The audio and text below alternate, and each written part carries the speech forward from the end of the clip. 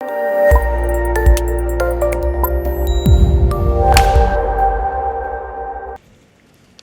afternoon, ladies and gentlemen.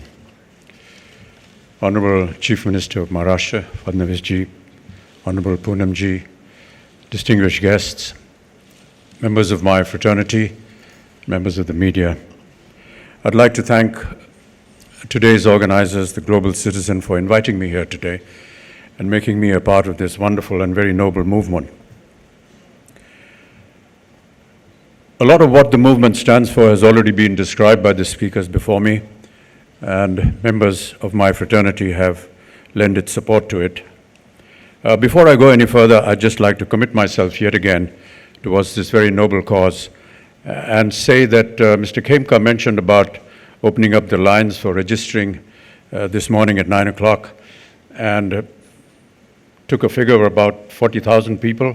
I want to tell you, Mr. Khemka, that amongst those 40,000, I was one of them in this morning.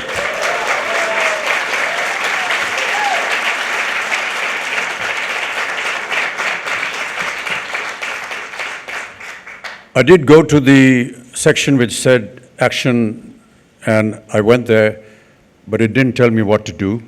So if you can just advise me what I need to do to be able to win those social currency points so I can have a free ticket to the show, I shall be more than happy to do that.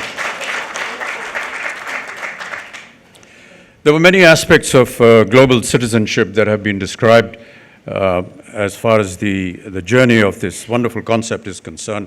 And some of them were about focusing on quality education, gender equality, clean water, and sanitation. I just want to inform some of our guests here that the Honorable Prime Minister and the Honorable Chief Minister have already initiated a great deal towards these very noble causes, and I just feel very privileged to be a part of them as far as Swachh Bharat campaign is concerned, the Beti Bachao, Beti Padhao campaign is concerned, and the presence of education amongst our younger generation. The speaker before me talked a lot about youth and how they need to be inspired and how they're going to be leading the country forward.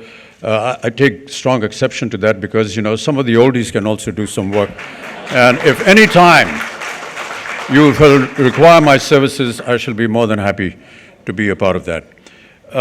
Talking about education, I keep repeating an incident, and I want to say that again today.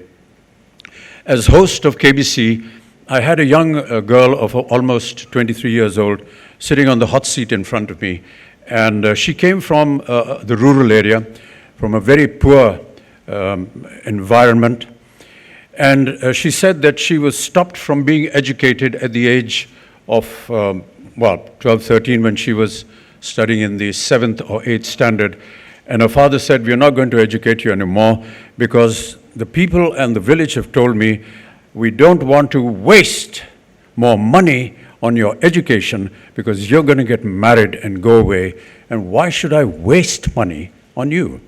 The girl revolted against this process and this thinking.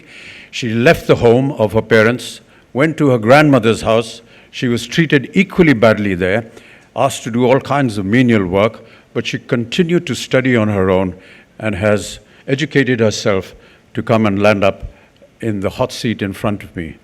Ladies and gentlemen, during the course of the game, she won 25 lakh rupees. And when I asked her what she was going to do with this, she said, "I'm going to take this check to my father and tell her that her daughter is also an asset to the family." We are a nation that are very proud of our women. We have a huge cultural backlog, and we are fast changing that. Why should the woman, the wife, walk 10 steps behind the husband? There are many reasons why we need to change all that. 50% of the strength of a nation should be women, and they need their dignity, their presence, and their honor in our society, and that's what we need to work for. We've talked about health issues in this global citizen. The Honorable Chief Minister and I have been working towards the eradication of tuberculosis. I personally worked for the polio campaign for 8 years as United Nations ambassador, And after 8 years of very strong struggle, we were able to make India polio-free. We will continue. We shall continue to work in that direction because even though India is today polio-free, we know that some of our neighbors still carry that virus, and there's always the threat of that virus following through. There's a lot of emphasis on wanting personal involvement in all these campaigns. It's all very well for all of us to come and speak wonderful words and say a lot of nice things, but how are we going to actually execute this? And I think that when we come to execution, each one of us, each member, each individual has to individually take part and become an example for the rest of the community. When I worked for the TB campaign and I worked for the hepatitis campaign, I gave my personal example, and I'm not afraid or shy to admit that I'm a TB survivor. I'm a hepatitis B survivor, hope to keep surviving.